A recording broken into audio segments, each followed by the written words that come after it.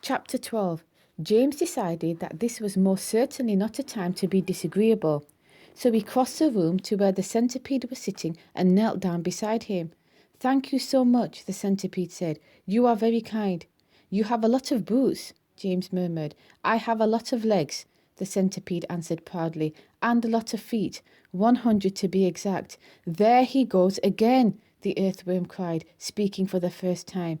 "He simply cannot stop telling lies about his legs. He doesn't have anything like 100 of them. He's only got 42. The trouble is that most people don't bother to count them. They just take his word. And anyway, there is nothing marvelous, centipede, about having a lot of legs." "Poor fellow," the centipede said, whispering in James's ear. "He's blind. He can't see how splendid I look." "In my opinion," the earthworm said, "the really marvellous thing is to have no legs at all and to be able to walk just the same." "You call that walking?" cried the centipede. "You're a slitherer. That's all you are. You just slither along." "I glide," said the earthworm primly. "You are a slimy beast," answered the centipede. "I am not a slimy beast," the earthworm said. "I am a useful and much-loved creature. Ask my gardener you like. And as for you, I am a pest," the centipede announced, grinning broadly and looking round the room for approval. "He is so proud of that," the ladybird said, smiling at James, "though for the life of me I cannot understand why." "I am the only pest in this room," cried the centipede, still grinning away, "unless you count old green grasshopper over there. But he is long past it now. He's too old to be a pest any more."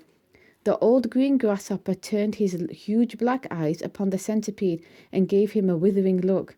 "Young fellow," he said, speaking in a deep, slow, scornful voice, "I have never been a pest in my life. I am a musician." "Hear, hear," said the ladybird. "James," the centipede said.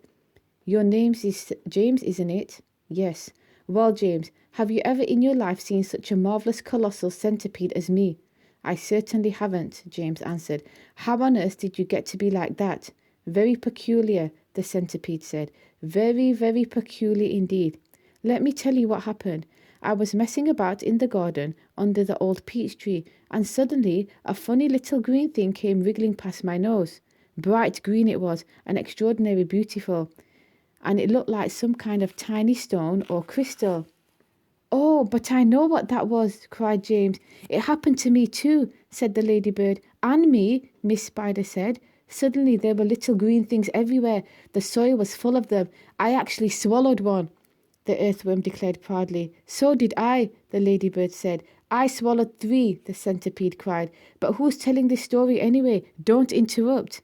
"It's too late to tell stories now," the old green grasshopper announced. "It's time to go to sleep." "I refuse to sleep in my boots," the centipede cried. "How many more are there to come off, James?" "I think I've done about 20 so far," James told him.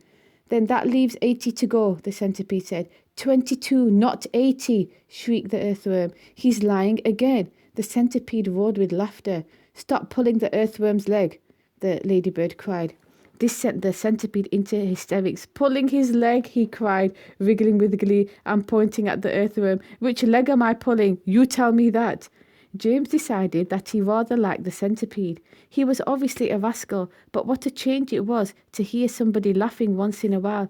He had never heard Aunt Sponge or Aunt Spiker laughing aloud in all the time he had been with them. "We really must get some sleep," the old green grasshopper said. "We've got a tough day ahead of us tomorrow, so would you be kind enough, Miss Spider, to make the beds?"